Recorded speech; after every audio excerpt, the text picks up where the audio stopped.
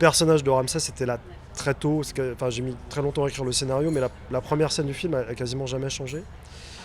Mais en fait, il manquait un antagonisme à ce personnage, et tout d'un coup, ce groupe d'enfants arrivait un peu comme l'inconsolable face au grand consolateur, et que tout d'un coup, les trajectoires allaient se croiser, et le confronter à quelque chose de beaucoup plus complexe, ou en tout cas quelque chose dont il a moins les outils que ce qui se passe dans son cabinet de consultation. Des hommes et des femmes face à la mort et la question de l'après, la mort, et du rationnel et de l'irrationnel.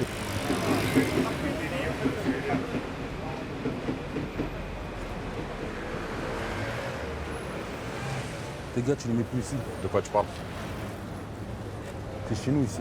Non, c'est chez personne le métro. Tu les lâches. Ton truc à la salle avec tout ce monde là. Faut que t'arrêtes, c'est plus possible. Tu t'approches pas de chez moi, ni de la salle.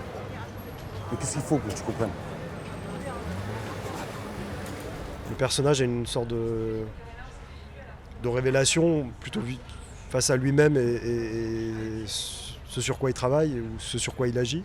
On a beaucoup travaillé en amont justement pour trouver cette douceur et cette empathie qu'il a vis-à-vis de ses clients. Et il y a quelque chose qui me plaisait beaucoup dans ce rôle, c'est que le regard de Clément le traitait vraiment pas de façon exotique, et on a essayé de pas aller non plus vers une imagerie américaine et un rôle, je sais pas, avec l'aura d'un pasteur ou quelqu'un d'ultra possédé. Justement, on se disait qu'est-ce qui fonctionnerait dans la société française aujourd'hui, et c'est le principe d'un personnage justement qui semble ne rien vendre, et je trouvais ça hyper intéressant et qui fait bien son travail et qui soulage les douleurs du réel, et le fait de ne pas le traiter en tant qu'escroc, je trouvais ça hyper intéressant, et justement avec en plus un personnage qui est rationnel, qui a peur de tomber dans l'irrationnel alors qu'il vend lui-même un peu d'irrationnel.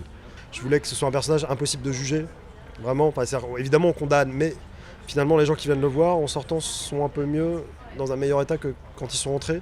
Et c'est aussi tout le principe de la fiction consolatrice, en fait, ce récit très trouble avec lequel, qui est comme une béquille pour nos existences perturbées par l'idée même de la disparition et de la mort. Et voilà, c'est des choses qui sont très, très difficiles de tracer une ligne. Pourtant, je trouve que de plus en plus d'idéologies et de récits se proposent de tracer des lignes très très claires entre ce qui est condamnable et ce qui ne l'est pas. Et pour moi, l'être humain est quand même une créature assez énigmatique et assez fascinante, où ces lignes-là sont très peu définies et très mouvantes. Voilà. Et c'est ce qui m'intéresse le plus de raconter.